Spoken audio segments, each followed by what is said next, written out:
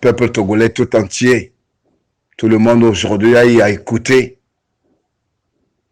les propos que Madame Victoire Dogbe a eu à tenir aujourd'hui sur RFI.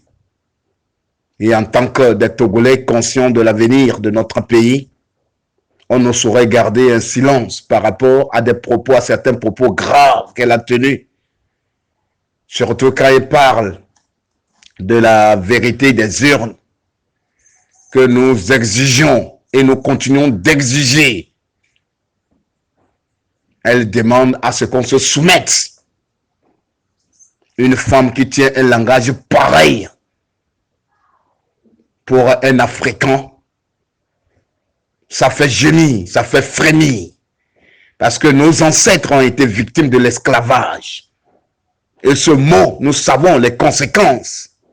Et surtout quand on demande à un peuple de se soumettre devant la volonté d'une poignée d'individus qui, durant 50 ans et plus, pensent que c'est eux seuls qui doivent avoir le monopole de la gestion de la cité, ça fait peur.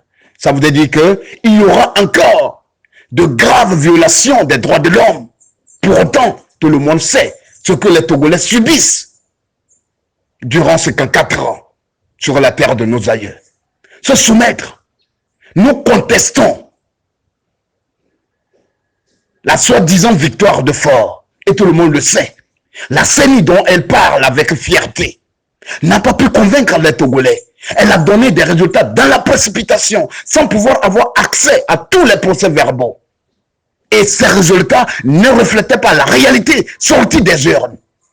Tout le monde sait qu'il y a eu inversion des résultats.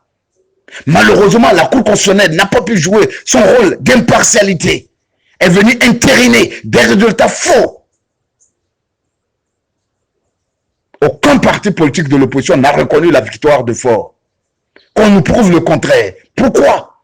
Parce que tout le monde sait que ce qui est sorti des urnes, ce n'est pas ça qui a été proclamé. Il y a eu inversion des résultats.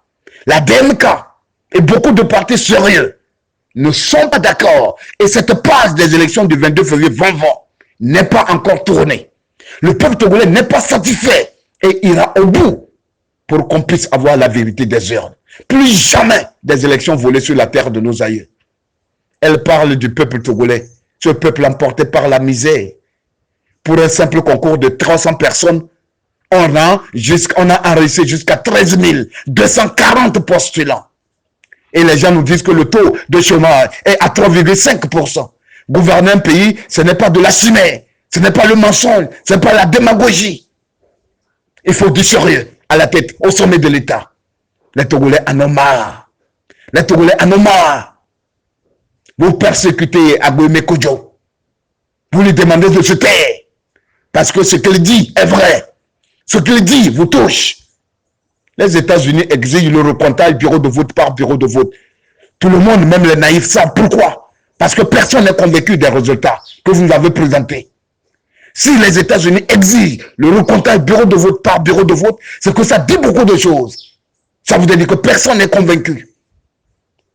C'est pourquoi je voudrais finir pour demander aux hommes et aux femmes politiques, à toute la société togolaise, à toutes les couches sociales, notre misère n'est pas une fatalité.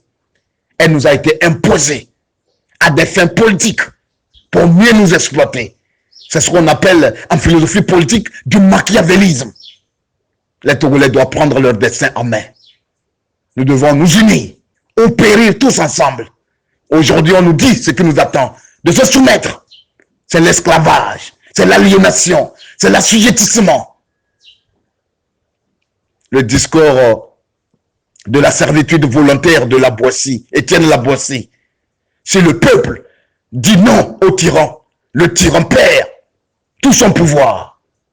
Au peuple togolais de se lever comme un seul homme pour dire non à l'arbitraire sur la terre de nos aïeux. Mettez fin aux persécutions contre son excellence Agouemé Kodjo, tous ses proches, et faites libérer les détenus politiques. Nous exigeons la protection de tous les Togolais. En démocratie, on ne parle pas de soumission, on parle de compromis, de consensus, pour amener la quiétude dans les esprits, dans les cœurs des Togolais. C'est pourquoi je voudrais finir pour interpeller les hommes religieux, les évêques, les prêtres, les imams. Vous êtes des hommes de Dieu. Et Dieu défend la justice. Dieu défend les opprimés. Dieu défend les faibles.